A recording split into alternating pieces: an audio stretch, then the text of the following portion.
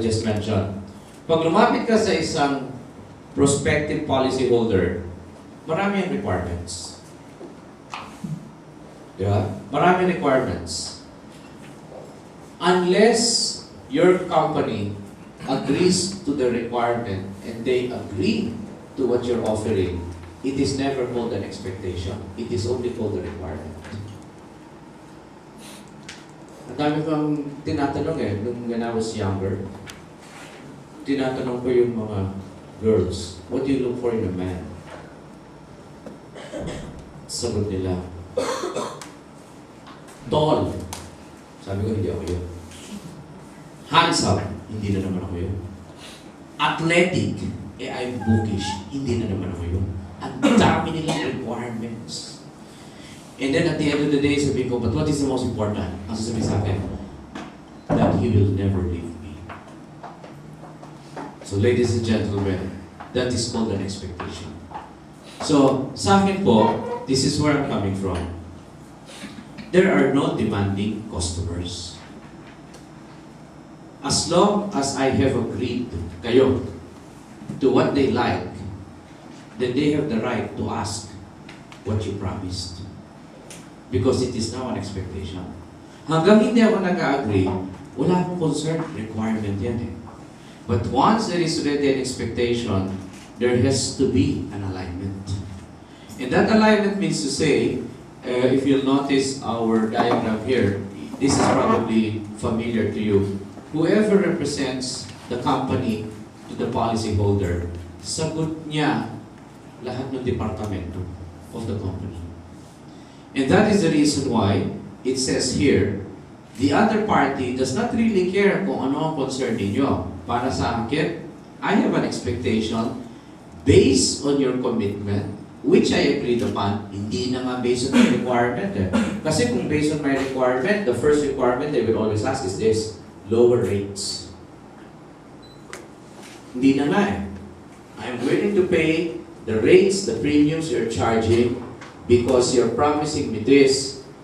So please make sure that there is an alignment between what I'm doing and what you're doing so that there is a commitment.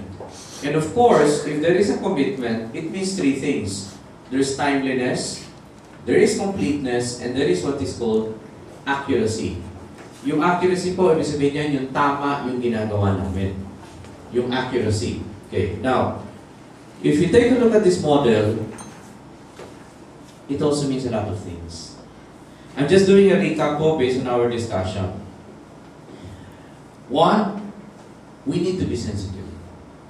You know, sabi nga po ni Mr. Raymond, one of the things that we notice a lot about a lot of companies, meron silang ganito, mga tao nila, mautak, may IQ, pero kulang sa sensitivity, yung EQ.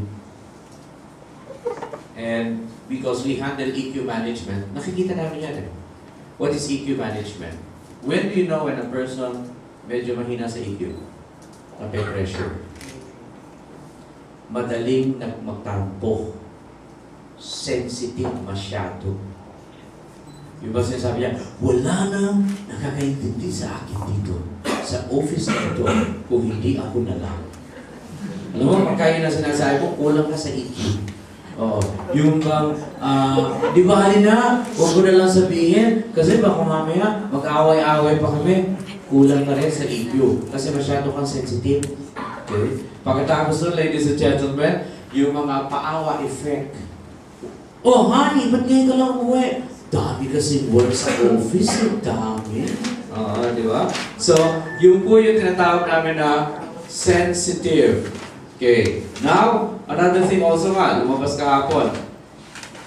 In this portion, ang kailangan po dito is sensitivity. Bakit?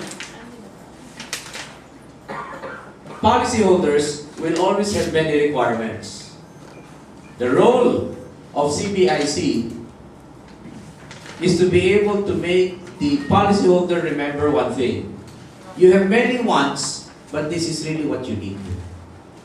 Kasi pag binagbigyan namin lahat ng wants ninyo, mataas ang premium. Okay, so that is very, very important. Another thing also that I've noticed about competitors. What competitors will do